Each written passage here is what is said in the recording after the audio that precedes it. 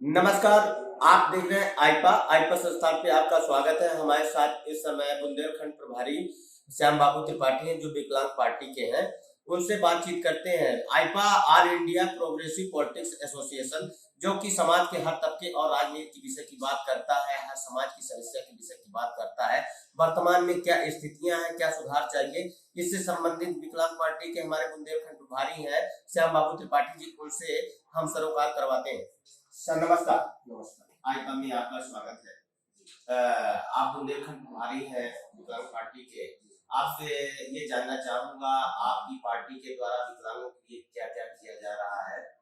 हम राष्ट्रीय विकलांग पार्टी के बैनर तले लगभग 2006 से लेकर के अभी तक धरना प्रदर्शन आंदोलनों के माध्यम से विकलांगों की पीड़ा सरकारों से बयां किया और एक एक बिंदुओं पर हमने चर्चा की। लेकिन आज तक चाहे वो कांग्रेस की सरकार रही हो, चाहे भाजपा की सरकार रही हो, सपा की, बसपा की, सारी सरकारों को हमने देखा, लेकिन आज तक विकलांगों के मूलभूत समस्याओं पर सरकारों का ध्यान नहीं हो, जो जिसमें उनका जीवन यापन होना है। हम कहते हैं कि ज्यादा नहीं, कम से कम इतना सरकार कर दे कि विकलांग अपना जीवन यापन कर सके। बहुत सारे विकलांग ऐसी स्थिति में होते हैं जो अपने मन से भोजन नहीं कर सकते हैं, अपने मन से शौच नहीं कर सकते हैं। ऐसी स्थिति में उनकी सेवा करने वाला कोई व्यक्ति नहीं होता है।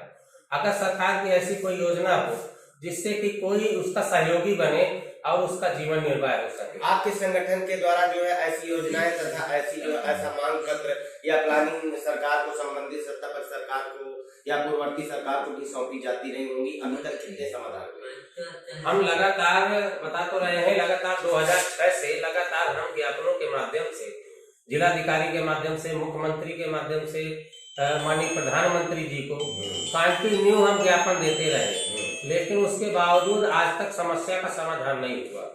ज्ञापनों में हम मूलभूत समस्याएं दर्शाते रहे कि विकलांगों की पेंशन आप जहां 500 रुपए दे रहे हैं, आज जिस तरह की महंगाई है, आप चाहे जो भी चीज खरीदने जाइए, आज कम से कम 10 गुना ज्यादा महंगी है। यहाँ तक कि 500 रुपए में अगर विकलांग चाहे तो 5 दिन की सब्जी नहीं खा सकता है, तो भोजन कैसे कर सकता है।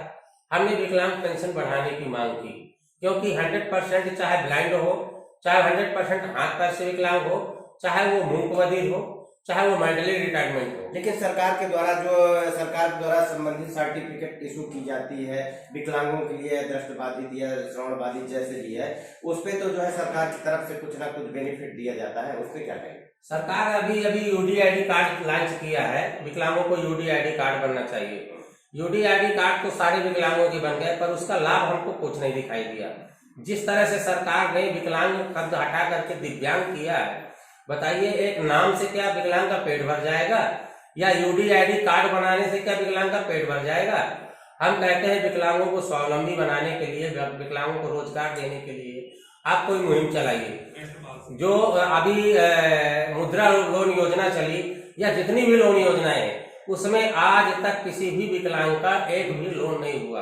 यहाँ तक कि हम पूरे बुंदेलखंड में इतनी शिकायतें आती हैं, बैंक मैनेजर कहता है कि स्वविवेक से हमारे ऊपर निर्भर है कि हम किसको हमको देना है, किसको नहीं देना। जैसा कि सरकार के द्वारा भी तो इस समय कहा जा रहा है कि जो है लोन सुलभता के साथ में हर व्यक्ति को उपलब्ध करवाया जाए, ये जो है केंद्र सरकार का भी निर्देश है, लेकिन आप दिव्यांग होने के बावजूद भी आपको नहीं मिल पा रहा है लोन। इस पे कौन दोषी है, क्या कहेंगे? इस पर दोषी सरकार ही है, क्योंकि हम अगर कंप्लेंट करते हैं तो सरकार को ध्यान देना चाहिए उस पर।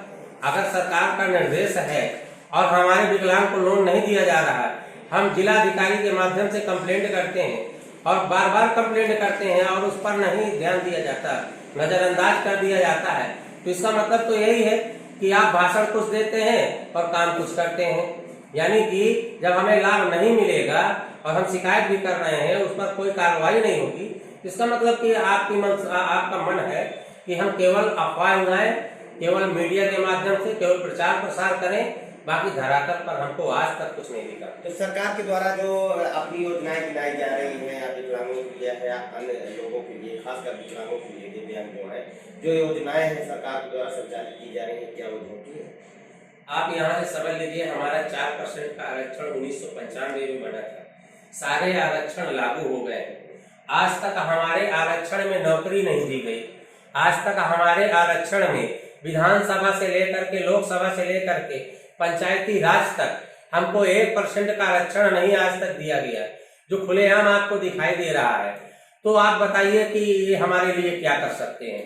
अगर ये हमारा आरक्षण ही लागू कर दें तो हमारे 10 विकलांग चुनाव लड़ेंगे, उनमें से एक हमारा विधायक बनेगा, सांसद बनेगा, जो हमारे विकलांगों की पीड़ा को जो समझेगा और वो सदन में जाकर के हमारी पीड़ा को उठाएगा, हमारे सवालों को उठाएगा, हमारे समस्याओं का समाधान करवाएगा।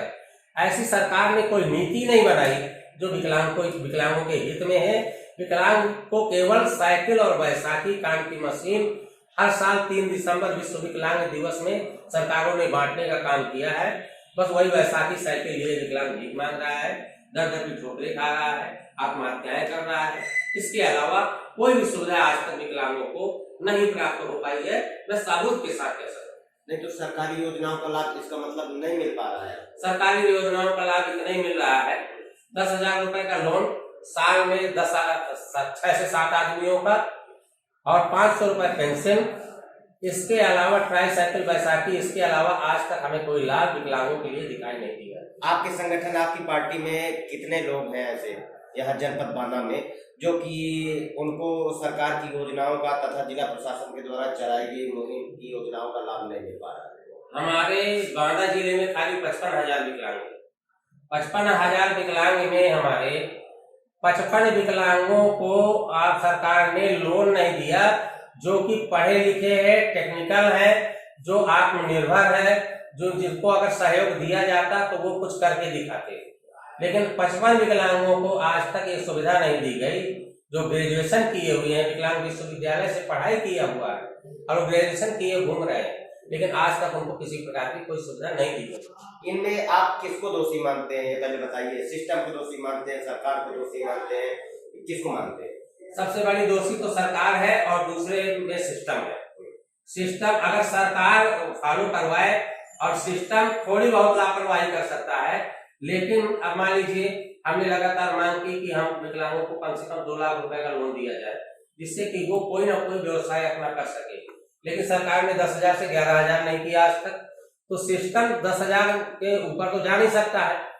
सिस्टम वहां पे फेल है कि जैसे मुद्रा लोन योजना है, उसमें वो सिस्टम क्या करता है कि वो कहता है कि विकलांगों को हम नहीं देंगे, वरना ये विकलांग भरेंगे कहाँ से, ये लोन नहीं भर पाएंगे। इसलिए सरकार दूसरी तरफ कहती है कि सुलभता से लोन दिया जाए और मुद्रा लोन आपको मिल नहीं पा रहा है, तो काफी समस्याएं तो आपको आती होंगी। बहुत सारी समस्याएं आती है। इतनी समस्याएं आती हैं कि अगर विकलांग परिवार में कोई बीमार हो जाए तो वो अपने परिवार का इलाज नहीं करा सकता। और ये सरकारी अस्पताल से अभी मैं आपको घटना बताऊं, सरकारी अस्पताल में परसों एक विकलांग परिवार को मैंने भर्ती कराया, जिसमें से कि यहाँ से भगा दिया गया उसको और उनकी जांच तक नहीं करवाई गई। फिर मैंने सीएमएस साहब को फोन लगाया, जो डॉक्टर विनीत साहब के पास नंबर था, हमने उनको बताया। डॉक्टर विनीत साहब ने कहा मैं दूसरी फाइल बनवा देता हूँ।